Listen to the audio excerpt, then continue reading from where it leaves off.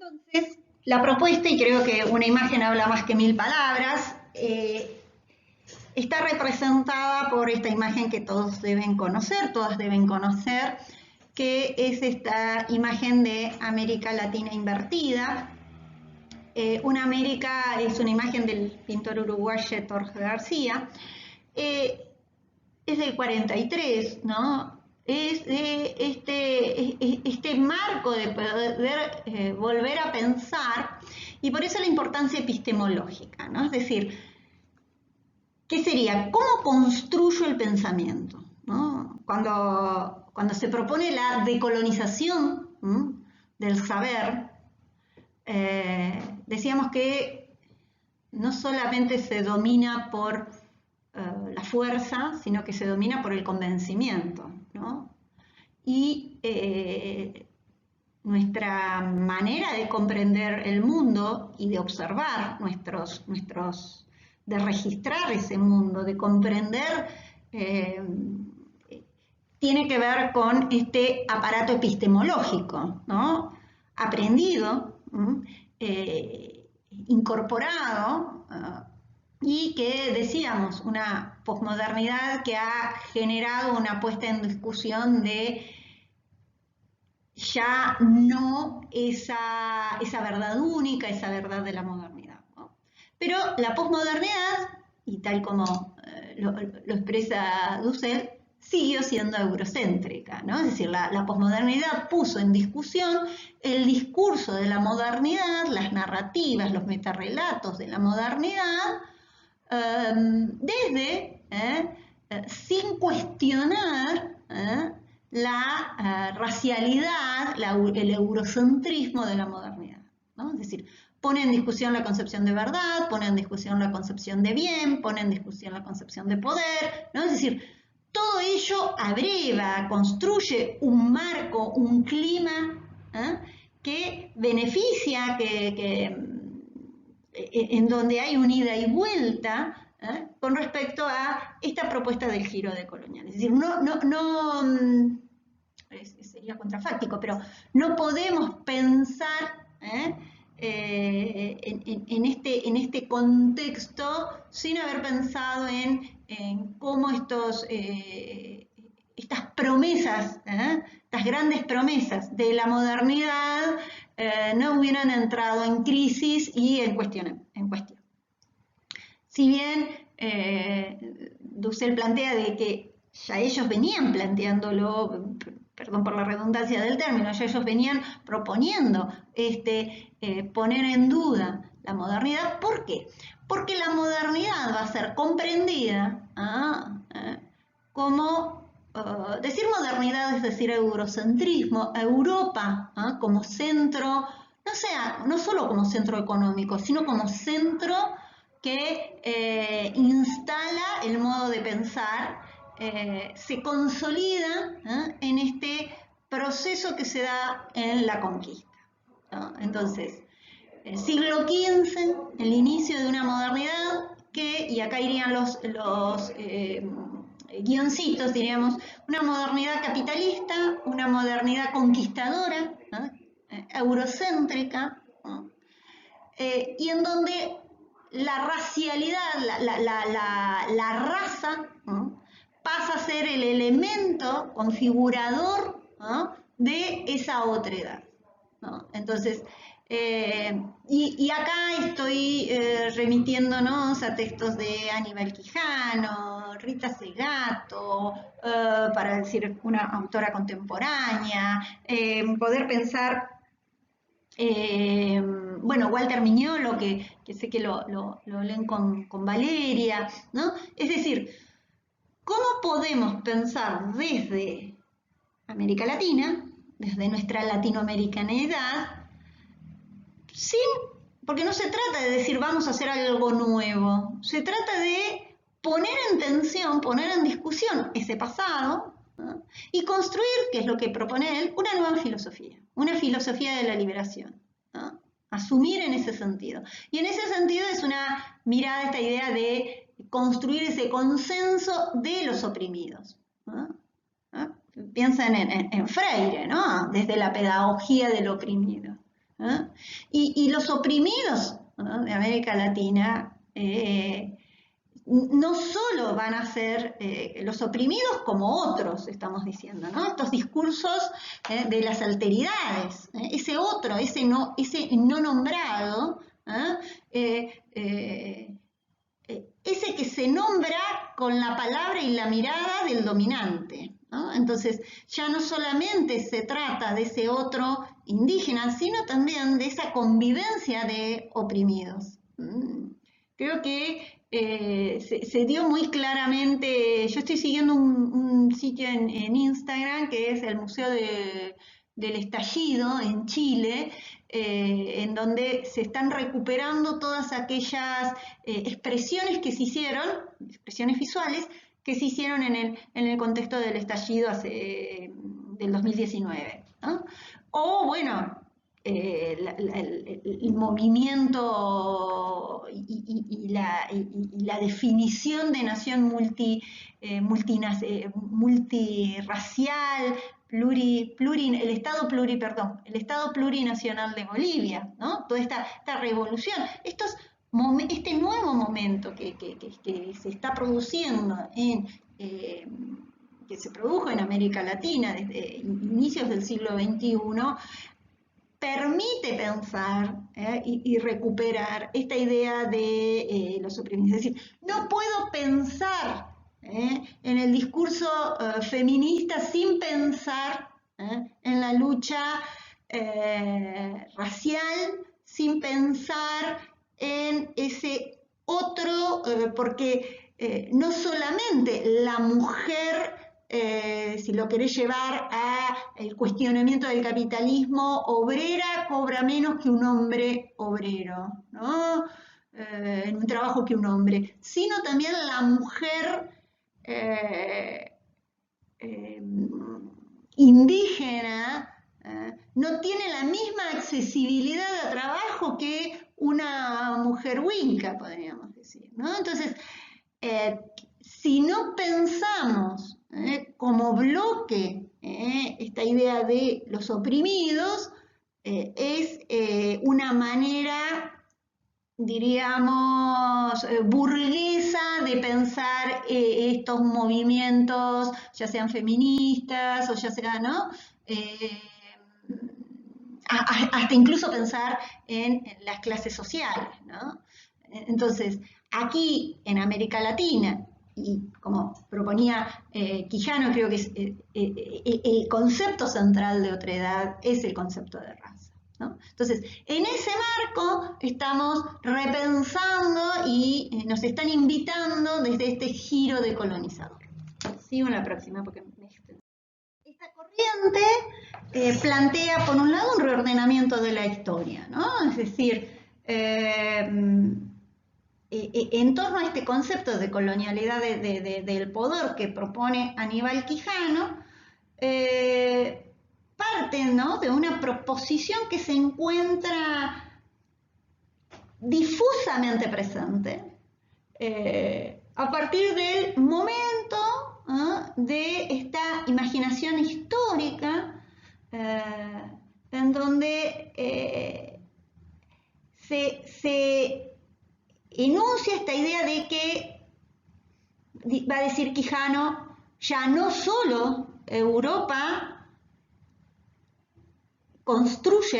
descubre América, en esta idea del cubrimiento y de descubrir, sino lo que dice Quijano es América inventa Europa, ¿no? Es decir, Europa no era Europa, no era esta Europa dominante, esta Europa occidental dominante, esta mirada eurocéntrica, ¿no?, con ese propio pasado al que apela como ese pasado clásico, sino es a partir de este momento que se consolida en esa modernidad, ¿no? Entonces, ya este reordenamiento de la historia, ¿no?, implica que junto con, es decir, el capitalismo no sería capitalismo sin América, ¿no?, porque es aquí en donde se produce todo este proceso de extracción de una materia prima que le permite un ingreso de un capital en Europa para este desarrollo del capitalismo. Entonces, toda esta economía colonial es una economía capitalista, ¿no? En ese sentido, ¿no?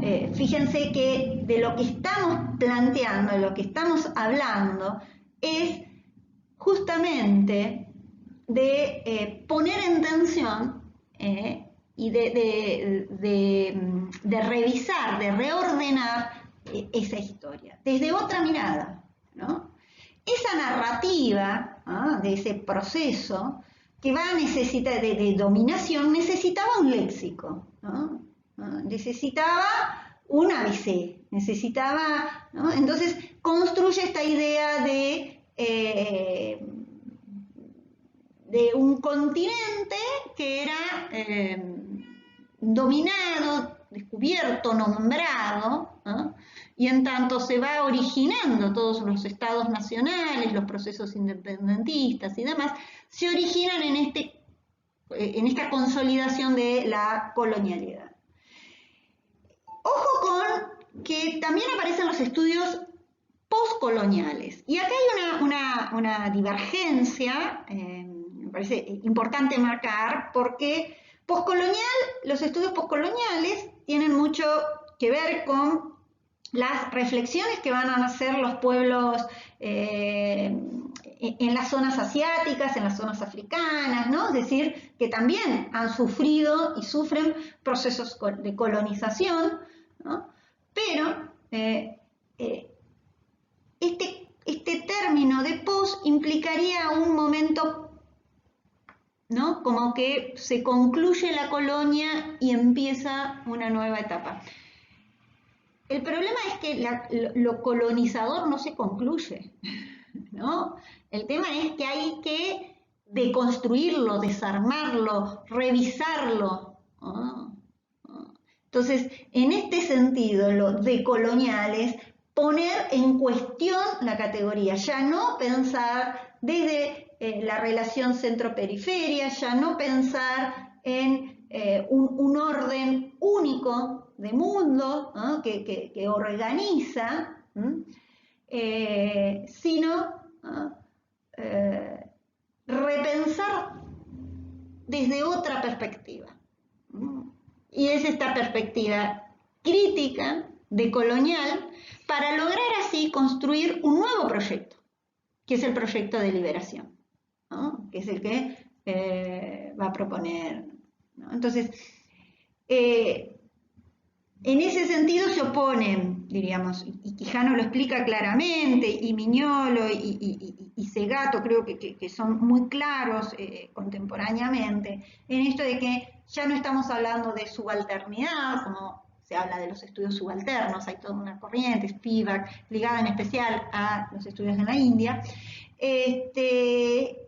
sino de un protagonismo, es decir, ya tenemos que dejar de ser ese lugar de otro para pensarnos en que nosotros tenemos que definirnos como nosotros, sin las estructuras que nos definen del otro, ¿no? Es decir, por eso hablo de el quiebre epistemológico que propone este giro decolonial, ¿no? No es una simple reforma o revisión, sino es cambiar la manera de comprender, ¿no? Y en eso, obviamente, que implica modificar concepciones de verdad, modificar concepciones y categorías. Y en esas concepciones de categoría, de redefinir categorías, poner nuevas categorías, ¿no?, es que la propuesta de una estética de la liberación tiene que pensarse en esos dos momentos, ¿no? Por un lado, retomar lo existente, para criticarlo y para construir algo nuevo. Y en ese sentido es lo positivo de la propuesta. Marco de esta construcción identitaria, esta construcción de un sujeto, de cómo es que hay una colonización del saber, del interpretar el mundo, de conocer el mundo, y conocemos, miramos, interpretamos a partir de las estructuras, a partir de los modos aprendidos. Y esos modos aprendidos son modos ligados a estos proyectos colonizadores, a estos proyectos que venían desde la modernidad y que se han puesto en duda, en tensión, gracias a la crisis de la posmodernidad, que planteó la posmodernidad, y que permitieron también poner en duda no solamente la modernidad, sino poner en duda ese eurocentrismo o esa manera de colonización de la mirada también, en nuestro caso, ¿no? Yo les comparto dos textos. Uno es de un autor, Joaquín Barrientos, que trabaja con la colonización de la mirada, y luego un texto que yo presenté en un congreso, fue el último congreso presencial que pude participar, fue a fines del 2019. El texto está en actas para la publicación de en las actas publicadas del Congreso, en donde tiene que ver con un eje que yo vengo trabajando, estoy investigando sobre la construcción de la identidad rionegrina a través de imágenes, desde la cultura visual y a partir de las distintas imágenes que nos han rodeado. Entonces, una de las cuestiones que me propuse fue analizar qué definición, qué concepción de niño, niña e incluso de mujer fueron consolidando, fueron armando nuestras estructuras de mirar. Porque si hablamos de una colonización del saber, también hablamos de una colonización de la mirada. Y este es el texto que yo les voy a invitar a leer, que es el texto de... no sé cuál de los dos, el de Barrientos o el que trabajé. Quizás les dejo el mío, porque les puede resultar más llevadero, más sencillo de leer, que tiene que ver con cómo armamos nuestra mirada, cómo construimos nuestra mirada. Nuestro modo de mirar es un modo de mirar aprendido, y está aprendido en este paradigma colonial, en donde el niño es un niño blanco, lo negro es ligado a lo malo, ¿no? Y entonces yo lo que hice fue, en ese texto, analizar cómo se representaba en un relevamiento.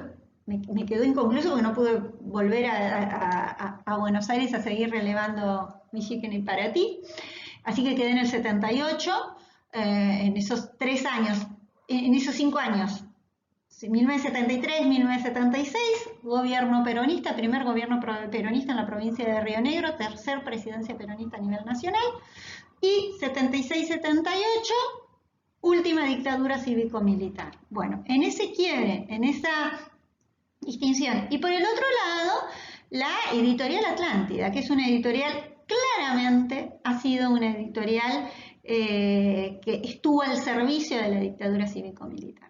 ¿No? ¿Por qué decimos dictadura cívico-militar? Porque no fue solamente una dictadura por parte de los militares, sino que también desde distintos espacios civiles, desde distintas organizaciones civiles, de distintas industrias, es decir, los civiles también estuvieron trabajando para la instauración y la consolidación de este proceso que fue esta dictadura de terrorismo de Estado.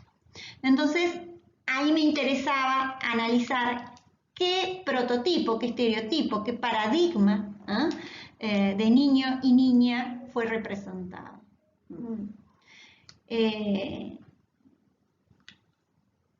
Bueno, los dejo con el texto así no amplío más porque me voy a repetir.